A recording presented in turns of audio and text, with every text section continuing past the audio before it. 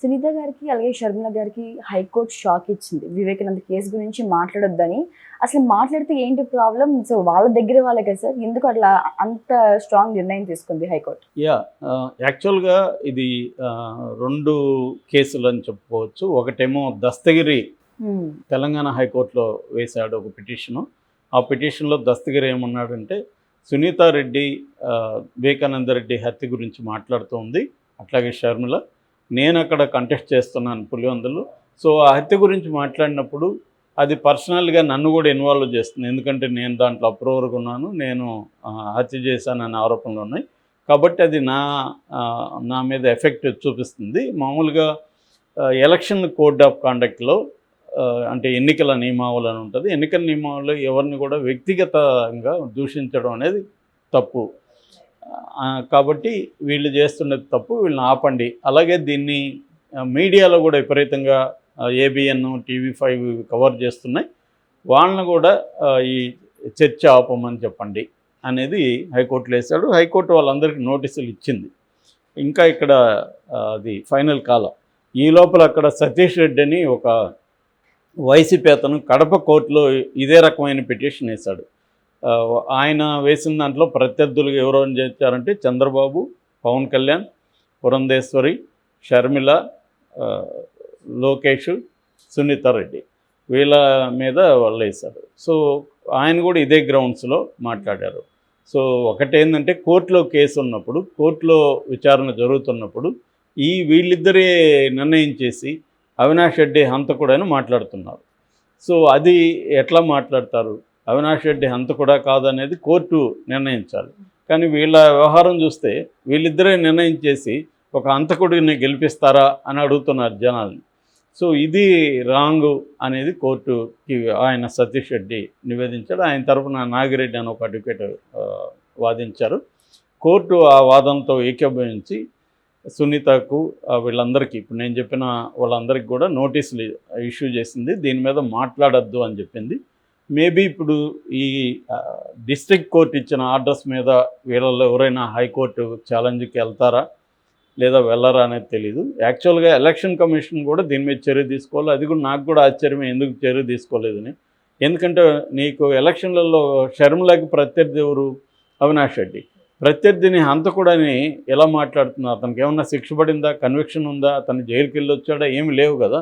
లేకుండా అతను హంతకుడని ఏమి ఆరోపిస్తే అది దాని ప్రభావం అతని మీద పడుతుంది కదా. హంతకుడని ప్రజలు కూడా నమ్మే అవకాశం ఉంది కదా. నిజానికి హంతకుడని ఏ కోర్టు చెప్పలేదు అతన్ని. అతను పైగా ఆ కేసులో ఏ8గా ఉన్నాడు. అంటే హత్య చేయమని చెప్పాడు అని ఒక హియర్సే ఎవిడెన్స్ని పట్టుకొని ఉన్న కేసు అది. దాంట్లో ఎటువంటి ఇంప్లికేట్ చేసేదానికి ఎటువంటి మెటీరియల్ ఎవిడెన్స్ కానీ డాక్యుమెంటల్ ఎవిడెన్స్ కానీ లేదు.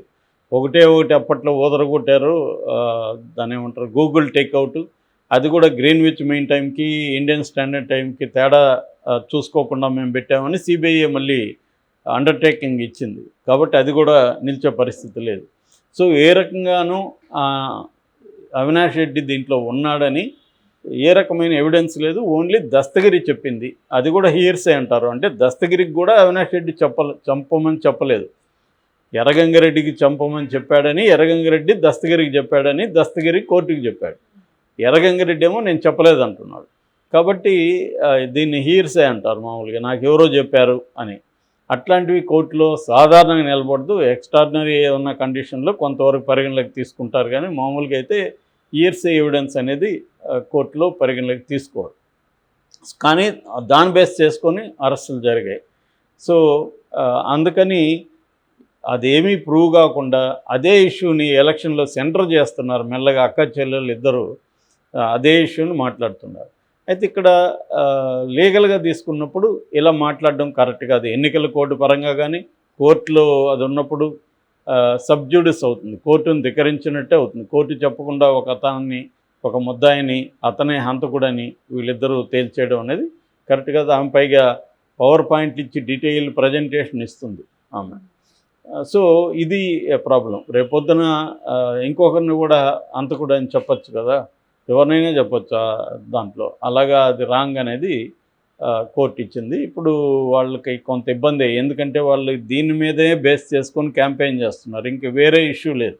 అవినాష్ రెడ్డిని ఓడించడానికి వేరే కారణం వాళ్ళ దగ్గర ఏమీ లేదు చెప్పడానికి. ఓన్లీ ఇదే చెప్తున్నారు. వివేకానంద రెడ్డి ఇష్యూని బేస్ చేసుకొని అసలు అవినాష్ రెడ్డిని కాకుండా జగన్ ఓడించమన్నారు. ఇక్కడ రాజకీయంగా పలు కోణాల్లో చాలామంది మాట్లాడుతున్నారు. యాక్చువల్గా దస్తగిరి జగన్కు వ్యతిరేకి. మామూలుగా జగన్ మీద, అవినాష్ రెడ్డి మీద కూడా అతను పిటిషన్లు వేశాడు. అవినాష్ రెడ్డి బెయిల్ని రద్దు చేయమని కూడా అతను పిటిషన్ వేశాడు. అట్లాగే తనను విట్నెస్గా పరిగణించమని కూడా అతను వేశాడు. అట్లాగే అతను ఏ పార్టీలో చేరాడు? జేబీఎం పార్టీలో చేరాడు. ఆ పార్టీ ఎవరిది? జడా శ్రవణ్ కుమార్. ఆ జడా శ్రవణ్ కుమార్ ఆచరణలో, మాటల్లో కాదు, మాటల్లో చంద్రబాబును విమర్శిస్తాడు, కానీ ఆచరణలో ఎవరు వైపు ఉన్నాడు అంటే చంద్రబాబు వైపే ఉన్నాడని చెప్పచ్చు మనం. ఎందుకంటే జగన్కి వ్యతిరేకంగా జగన్ కేసులో ఇద్దరిని తన పార్టీ టికెట్ ఇచ్చి నిలబెట్టాడు. అట్లాగే లోకేష్కి వ్యతిరేకంగా ఉండే దళిత ఓట్లను చీల్చడానికి అక్కడ తనే స్వయంగా నిలబడ్డాడు. క్లియర్గా అతను చంద్రబాబు వైపు ఉన్నాడు. క్లియర్గా దస్తగిరి కూడా చంద్రబాబు వైపు ఉన్నాడు. మరి వీళ్ళు ఎందుకు వివేకానంద రెడ్డి హత్యను ఎలక్షన్లో వాడద్దు అని ఎందుకు హైకోర్టులో వేశారు? అది చంద్రబాబు కూడా ఇబ్బందే కదా. చంద్రబాబు కూడా సొంత బాబాయిని చంపాడని మాట్లాడుతున్నాడు కదా ప్రతి చోట. అనేదానికి ఒక ఎక్స్ప్లెనేషన్ ఏంటంటే, ఇది చంద్రబాబు నుంచి హైజాక్ చేశారు సిస్టర్స్, ఎవరు షర్మిల అండ్ సునీత. ఈ విషయాన్ని వీళ్ళు హైజాక్ చేసేసి వీళ్ళే మాట్లాడుతున్నారు. ఎందుకంటే వీళ్ళు మోర్ అథెంటిక్ దాన్ చంద్రబాబు. సునీత వాళ్ళ నాన్న ఆయన, అట్లాగే ఈమెకి చిన్నాన్న షర్మిలకి.